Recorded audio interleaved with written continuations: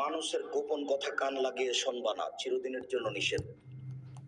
পৃথিবীর মানুষ পরস্পরে বদনাম করবে না। তোমরা কি তোমাদের ভাইয়ের গোস্ত খেতে ভালোবাসো? তোমরা এটা খারাপ মনে করো। বদনাম করা মানে ওর গায়ের গোস্ত খেয়ে না। আপনি একজনের বদনাম করলেন মানে ওর গোস্ত আপনি চাবিয়ে চাবিয়ে খেয়ে নিলেন। এ কথা আল্লাহ বলছেন। এর সারমর্ম কি? তার মান সম্মানের হানি করলেন। একজনের মান সম্মানের হানি করে জান্নাত পাওয়া যায় না। আল্লাহ তাআলা বলেন, ওয়াইলুল লিকুল্লি হুমাযাতিল লুমাযা, ধ্বংস সুনিশ্চিত, জাহান্নাম সুনিশ্চিত। যে সামনে বদনাম করে, যে পিছনে বদনাম করে তার জন্য, যে সামনে বদনাম করে, যে পিছনে বদনাম করে তার জন্য ধ্বংস সুনিশ্চিত, জাহান্নাম সুনিশ্চিত। এ কথা আল্লাহ তাআলা বলেন। আবু হুরায়রা রাদিয়াল্লাহু তাআলা আনহু বলেন, রাসূল সাল্লাল্লাহু আলাইহি ওয়াসাল্লাম বলেছেন, ইয়াকুমুয যান্না ফাইন্নায যান্না আকযাবুল হাদিস। পৃথিবীর মানুষ ধারণা থেকে বেঁচে থাকো। ধারণাই সবচেয়ে বড় পাপ।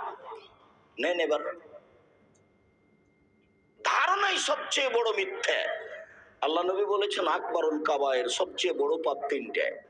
এক, শিরক করা। দুই, বাপ মায়ের অবাধ্য চলা। তিন, মিথ্যা সাক্ষী দেওয়া, মিথ্যা কথা বলা।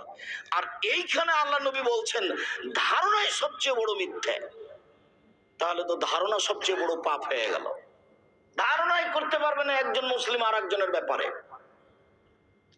এরপরে আল্লাহ নবী বলছেন, পৃথিবীর মানুষ ওয়ালা তাহাসসু, মানুষের গোপন কথা কান লাগিয়ে শুনিও না। ওয়ালা তাজাসসু, মানুষের দোষ ত্রুটি উদ্ঘাটন করিও না। ওয়ালা তানাজাসু, দালালি করিও না।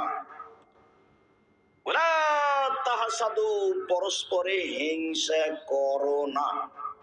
ওয়ালা তাবাগাজু, পরস্পরে একজনের শত্রুতা করো না। ওয়ালা তাদাবারু, পরস্পর বিরোধিতা করো না। কত যে শান্তি! তো এখন এই ঝামেলায় পড়ে আর ওইভাবে পড়াশোনা করতে পারি না, হাদিস অত মুখস্থ করতে পারি না।